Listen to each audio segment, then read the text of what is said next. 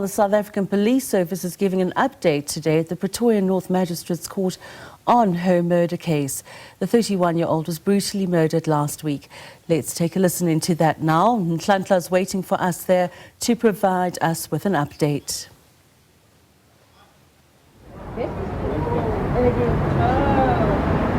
It is a very good afternoon to you and our viewers at home. We are outside the Pretoria Magistrates Court, whereby we are with the National Police spokesperson, Brigadier Atlenda Mate, who's going to give us an update on Olorato, who died on Sunday. It is alleged that she went out on a date with a guy named John, and he was using a VW Polo. And after few hours after that, her body was found laying on the Lombardy West near Alexander. But we hear that they have new information, and so I'm just going to bring in the national spokesperson who's going to give us an update as to what has really happened so far. Brigadier Mate, thank you so much for joining us. Can you please give us a fresh perspective on this case? What's the latest one? So a lot has happened since Sunday. You'll recall that we have mobilized maximum resources, just like in any other GBVF case in the country. So since Sunday, we have been investigating this particular case. Yesterday, our team went through to KZN, where they had traced this particular VW Polo. We found it at a panel beta workshop in Phoenix.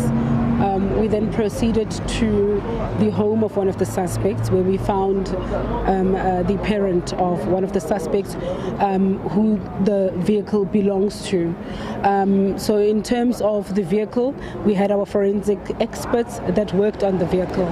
And they found traces of blood. So they're still analyzing and trying to match the blood to try and ascertain who the blood belongs to.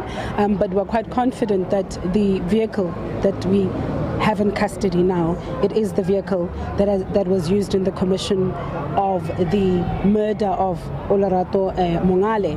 But what we've also uncovered is that this particular vehicle was used in several other crimes, and we are uncovering a syndicate that is targeting women. So they are targeting them using the same modus operandi. They are proposing to them, getting into, your relationships, flirting with them, chatting and so on, until such a time when these women agree to meet with them. So they would target them in malls, shopping malls, and so on, and stores and so on. And they would go for a woman who looks independent, who looks like, they have it all together. And they would target you, and so that's the modus operandi in various provinces. I mean, we've been receiving calls as far as Northern Cape, the Free State, and in Gauteng. So we had a similar case in Brakpan on the 20th of April, where a vigilant member of the South African Police Service actually picked up this suspicious-looking VW Polo on the side of the road. And upon further investigation, he then found that a woman was kidnapped. And he detained two suspects, Bongani Mtimkulu, Pilani Makanya, on a charge of kidnapping and robbery. On the 22nd of April, they appeared before the Brakpan Magistrate Court, and on the 26th, they got bail.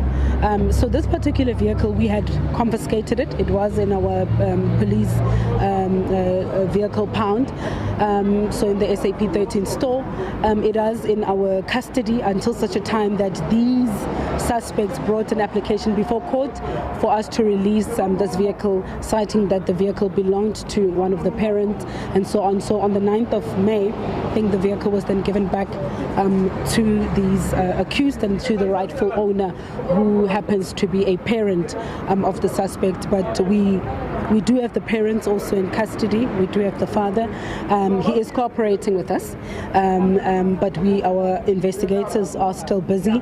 But the National Commissioner is really encouraged at the speed at which we have been able to make key progress in this case. And I think the most important goal now is to find these three suspects.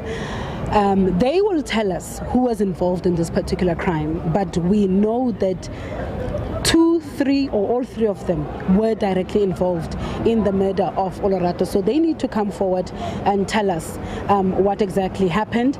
But if they don't come forward, we are on the ground. We have our teams. We have our SAPS anti-kidnapping task team. We've got our crime intelligence operatives.